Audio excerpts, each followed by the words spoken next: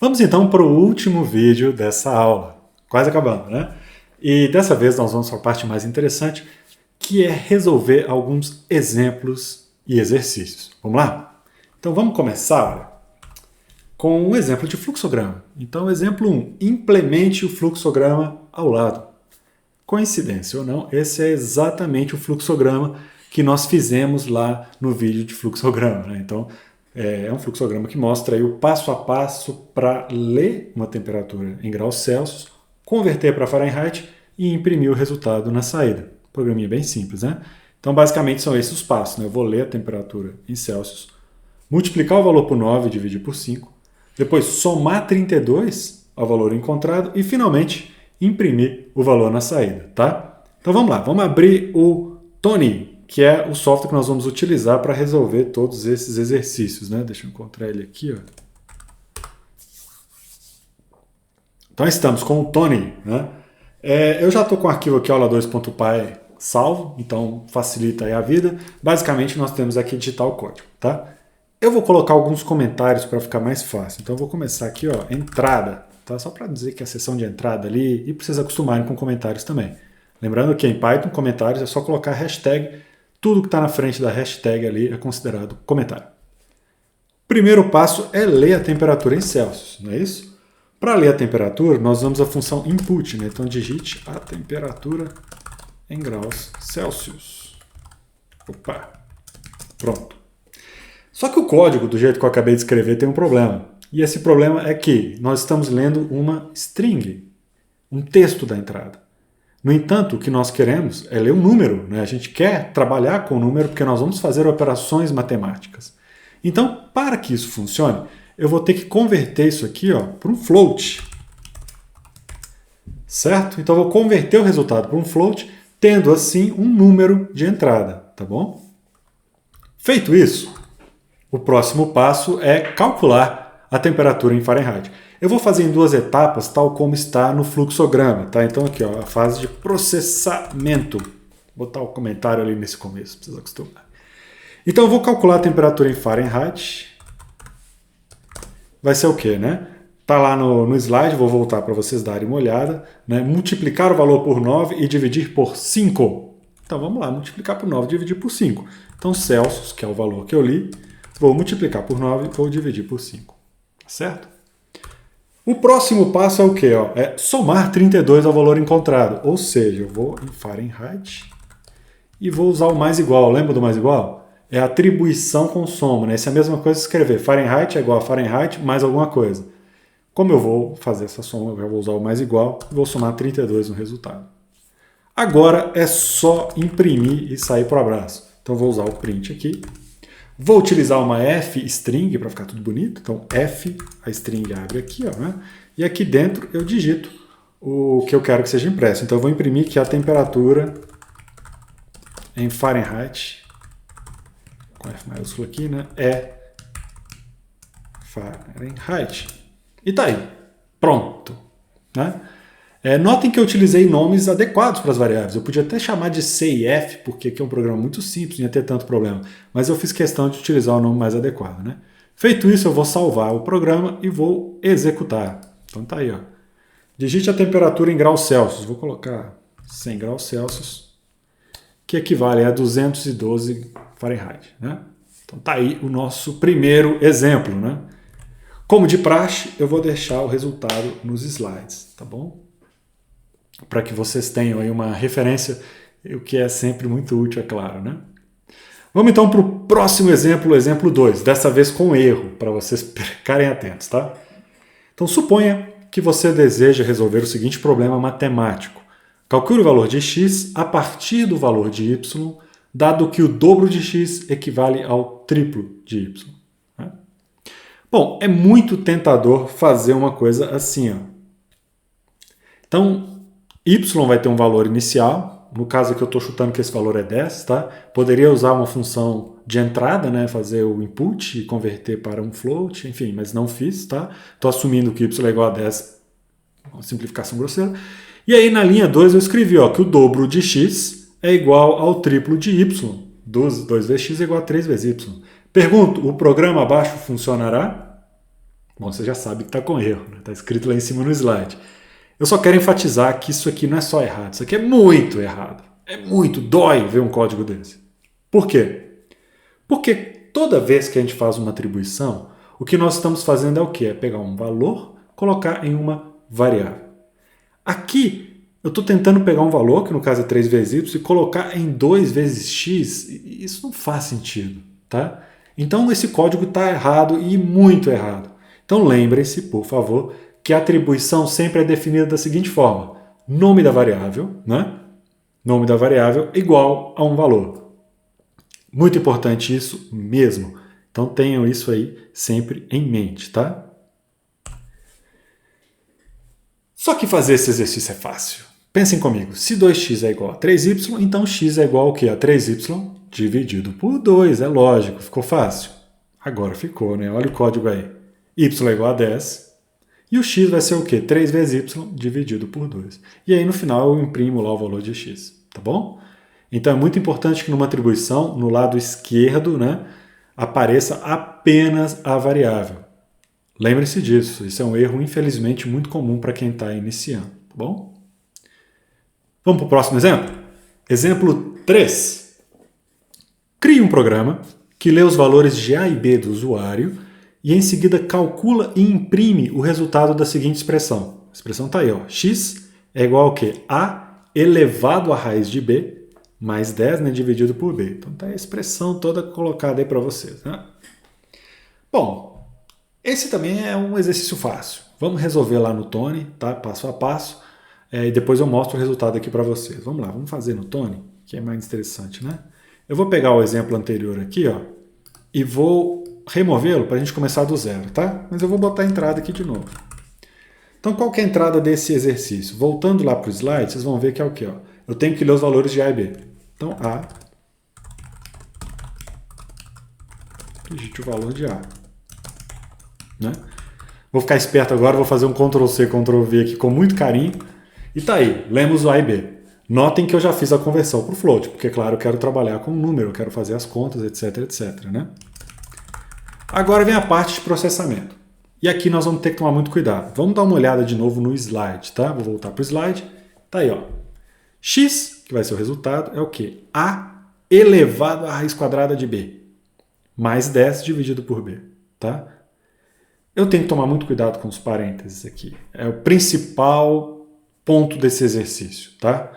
Vamos voltar para o Tony e vamos fazer. X vai ser igual ao quê? A elevado à raiz de B. Vamos escrever A elevado à raiz de B? A elevado, não é isso?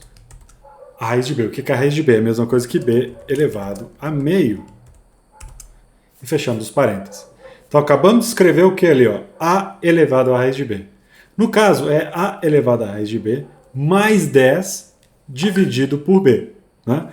Então nisso aqui eu tenho que somar 10, na verdade, e tudo isso, vou colocar um parênteses lá na frente aqui no final, tem que ser dividido por B. Então tá aí, x é igual a elevado à raiz de B, somado com 10, e o resultado disso dividido por B. Então terminamos assim a fase de processamento. Agora é só correr para o abraço, né? E imprimir o resultado na saída, que não tem nada específico no exercício, então basta simplesmente, né, fazer um print. Vou usar um F5 para ficar bonitinho, né? Resultado x é igual a x. Não é isso? E pronto. Tá feito mais um exercício aí, né? Deixa eu salvar e executar para vocês verem. Então vou digitar o valor de A qualquer, sei lá, 10, valor de B 20. Tá aí, x igual a esse valor, né, considerando a conta que a gente está fazendo. Tá bom? Bacana. Então voltando para o slide, como de praxe, eu deixo aí o resultado para vocês, né, o código do exercício resolvido, né, para vocês terem como referência no futuro. Tá? Então vamos para o próximo exemplo, exemplo 4. Implemente o fluxograma a seguir. Então tá aí, tem o início, né?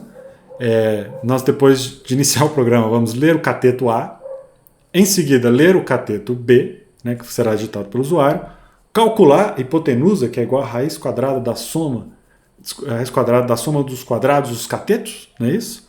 Imprimir o valor de H e terminar o código. Então está aí o fluxograma especificando passo a passo o algoritmo que nós temos que implementar. Agora é transformar fluxograma em código. Vamos fazer isso? Então vamos lá, vamos voltar para o Tony. Eu vou apagar o código que a gente tinha, eu estou reusando o mesmo arquivo para ficar mais rápido, tá? E vamos implementar. O primeiro passo, né, que é o passo de entrada, qual que é? É ler os dois catetos. Então A, que é o primeiro cateto, né, float input, digite o valor do cateto A. Vou copiar e colar para dar uma acelerada aqui, ó. A e B. Pronto, li os dois catetos. Muito cuidado com Ctrl+C, Ctrl+V, isso é perigoso. Fiquem atentos. Mas vamos lá. Agora a fase de processamento, que é o quê? Calcular o valor da hipotenusa, que eu vou chamar de H, porque no caso o nome é adequado, dado o exercício. Né? O exercício fala em cateto A, cateto B, H. Então os nomes das variáveis, embora aqui estejam muito simples, fazem sentido quando nós colocamos isso em perspectiva, né? Olhamos para o exercício. Como é que eu calculo o valor da hipotenusa? Ora, a primeira coisa que eu tenho que fazer é calcular, né, a soma dos quadrados dos catetos. Então, A ao quadrado mais B ao quadrado, não é isso? O resultado disso, eu vou ter que extrair a raiz quadrada, que é a mesma coisa que elevar a meio, não é verdade? Acabou. Calculei a hipotenusa. Agora, a saída é o quê? Imprimir, né, o valor de H. Então, o valor de hipotenusa é H igual a H. Tem um errinho nessa linha. Será que vocês descobriram o que é, hein? Eu vou executar o código tendo o erro na linha 9. Tá? E nós vamos perceber qual que é esse erro na hora de executar o código aqui. Ó. Então vamos lá, vou botar... O cateto tem valor 5, outro cateto também tem valor 5. O valor da hipotenusa é H igual a H? Por que isso? Para que essas chaves tenham efeito, e a gente substitua aqui, né, olha, o valor de esse H pelo valor da variável H, eu preciso usar uma f-string. Para usar uma f-string, eu tenho que colocar um f lá na frente da string. Atenção, não se esqueçam disso, isso é bastante importante, né? Então agora eu vou salvar, executar de novo, colocar o valor dos catetos, e aí melhorou, né? O valor da hipotenusa é H igual a 7.0710, ficou meio feio. Vou colocar um espaço aqui ao redor do igual, e vou formatar com duas casas decimais, tá? .2f, salvar, executar de novo, 5, 5, bem melhor, né? Ficou bem mais elegante, tá aí, H igual a 7.07, perfeito? Então fizemos assim mais um exercício, vou voltar para o slide, como de praxe, vou deixar a solução para vocês, a solução aqui está um pouquinho diferente da que eu fiz, porque ao invés de fazer A elevado ao quadrado, eu fiz A vezes A, que é a mesma coisa, B vezes B, que é a mesma coisa que B ao quadrado. Na verdade. E a forma de imprimir também ficou levemente diferente, mas enfim, é o mesmo exercício, está aí.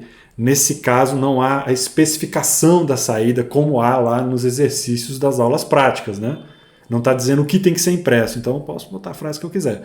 Mas nas aulas práticas eu adianto, vocês têm que seguir à risca ali o que está escrito no enunciado. Tem que imprimir exatamente o que estiver lá, tá bom? Vamos lá, vamos fazer mais alguns exemplos. Exemplo 5. Implemente um programa que recebe como entrada o valor de um veículo, para em seguida calcular e imprimir o valor do IPVA, né, o Imposto sobre a Propriedade de Veículos Automotores.